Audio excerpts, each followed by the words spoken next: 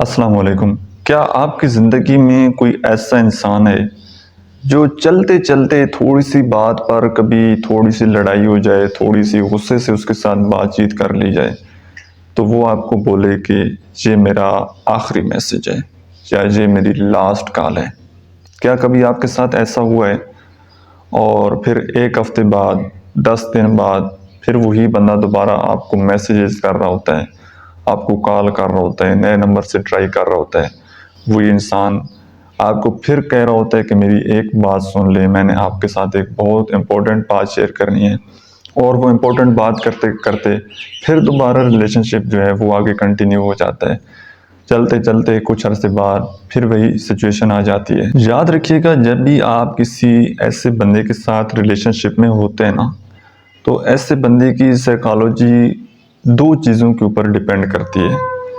पहली चीज़ तो ये है कि वो बंदा आपको कंट्रोल करना चाहता है, और सेकंड चीज़ ये कि उस बंदे को अटेंशन चाहिए होती है। मे बी आप अगले बंदे को वक़्त बहुत कम दे रहे होते हैं, तो वो चाहता है कि आप हमेशा उसके साथ रहें। और दूसरा फिर वो ये चाहता है कि जिस तरह का मैं चाहता हूँ ना, बस ये मेरे अंडर ही रहे, मेरे कंट्रोल में रहे। आप अगले बंदे से थोड़ी आज़ादी चाह रहे होते हैं कि मेरी कोई अपनी मेरा अपना कोई ओपिनियन है, कोई मेरी अपनी ज़िंदगी की डिसीजन है, कोई मेरी अपनी पसंद नापसंद है।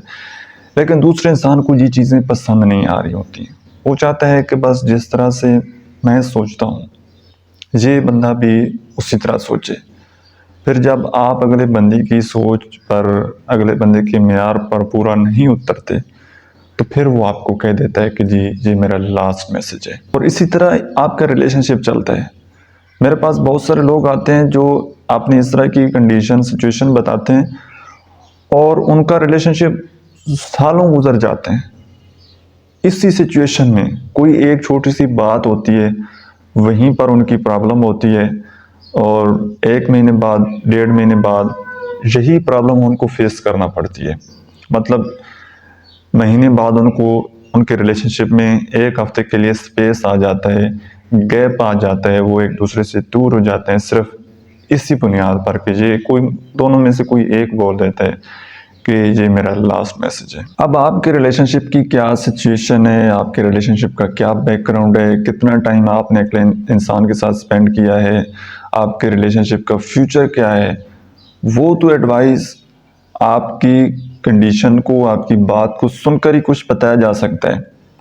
लेकिन एक चीज़ जो मैं आपको बताना चाहता हूँ कि अगर आपका अगले बंदे के साथ एक ऑफिशियल रिलेशनशिप अभी तक नहीं बना, इसी कंडीशन में अभी आप चल रहे हैं और कई साल गुजर चुके हैं, कई महीने गुजर चुके हैं, तो ऑफिशियल रिलेशनशिप बनाने के लिए थोड़ा सा टाइम ले लीजिए।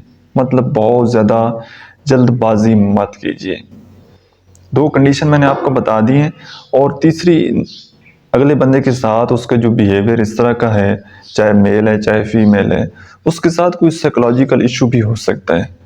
तो बजाय कि आप डिसीजन लेने में जल्दी करें और आप अगले इंसान को ये बोल दें कि जी ठीक है, जिस तरह आप चाहते हैं मैं वैसा बन जाता हूँ, ठीक है, आप उसकी म्यार पर पूरा उतर जाएं, तो एक बात अगर आप उसकी मानेंगे तो फिर सारी ज़िंदगी आपने उसकी बातें मानते ही चले जाना है।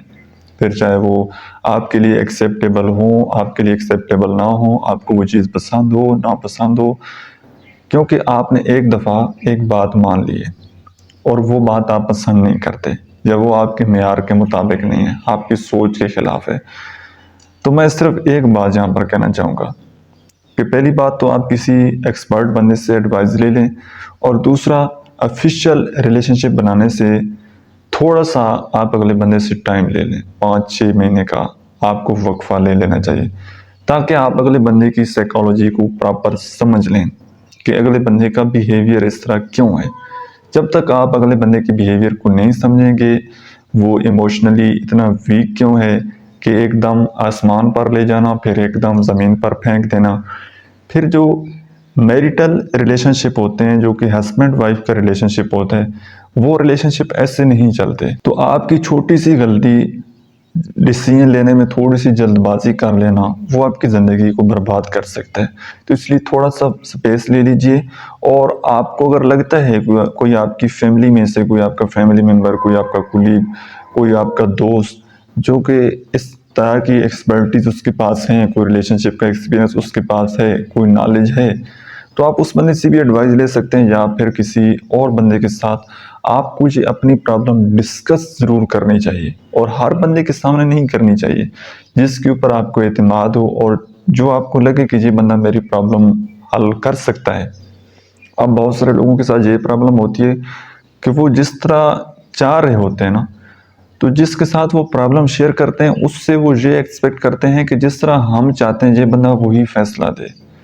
कोई ऐसा बंदा नहीं होना चाहिए। आपके दोस्त अमूमन वही फैसला कर देते हैं आपके हक में, आपको खुश करने के लिए कि जी आप ठीक कह रहे हैं, आपको इस तरह कर लेना चाहिए।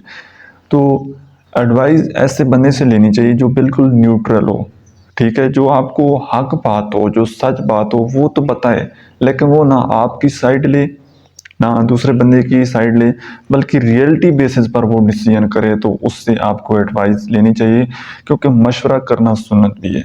आप मशवरा करके फिर आप डिसीजन करेंगे तो आपके लिए आसानी होगी।